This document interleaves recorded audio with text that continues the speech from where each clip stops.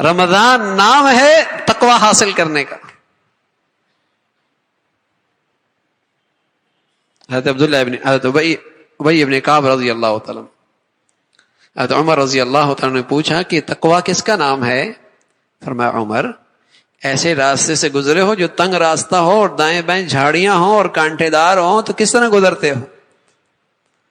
فرمایا سمیٹ کر کپڑوں کو سمیٹ لیتے ہیں، احتیاط سے چلتے ہیں کہ دامن الجھنا نہ پائے. فرمایا اسی کا نام ہے، اسی کا نام تقوی ہے کہ ایسے احتیاط سے زندگی گزارو کہیں اللہ کا حکم ٹوٹنے نہ پائے، کہیں کسی گناہ سے تمہارا دامن الجھ نہ جائے، معاملات میں، معاشرت میں، اخلاقیات میں، عبادات میں، کہیں اللہ کا حکم ٹوٹنے نہ پائے. www.dasquran.com.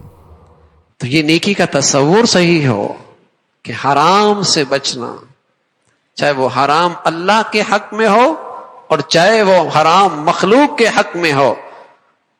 اگر وہ زندگی میں ہے تو زندگی نیکی پر نہیں ہے، حرام نہ ہو، چاہے وہ حقوق اللہ سے تعلق رکھتے ہیں چاہے حقوق العباد سے. بہت عبادات ہوتی ہیں لیکن زبان کی کرواہٹ سب ضائع کر دیتی، بدگمانی، بد زبانی سب ضائع کر دیتی. بڑے اچھے اخلاق لیکن فرائض کوئی نہیں، فرائض کوئی نہیں، عبادات کوئی نہیں. اللہ نے بتایا ہے وَمَنْ أَظْلَمُ مِمَّنْ كَذَبَ عَلَى اللَّهِ، جو اللہ کا حق ضائع کرے وہ بھی ظالم ہے، جو مخلوق کا حق ضائع کرے وہ بھی ظالم ہے. بندگی کیا ہے، انصاف کیا ہے، نیکی کیا ہے؟ اللہ کے حق میں بھی کوتاہی نہ ہو، مخلوق کے حق میں بھی کوتاہی نہ ہو.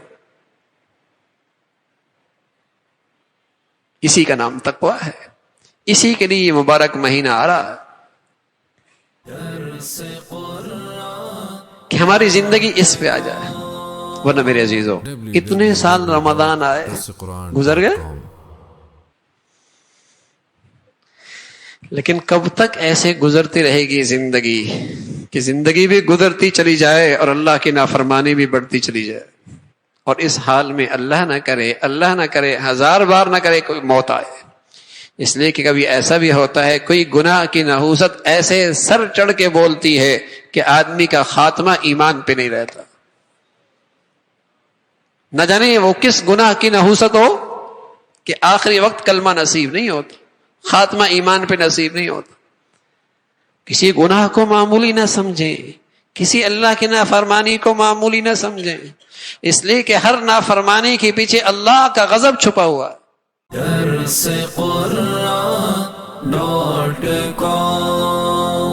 www.dasquran.com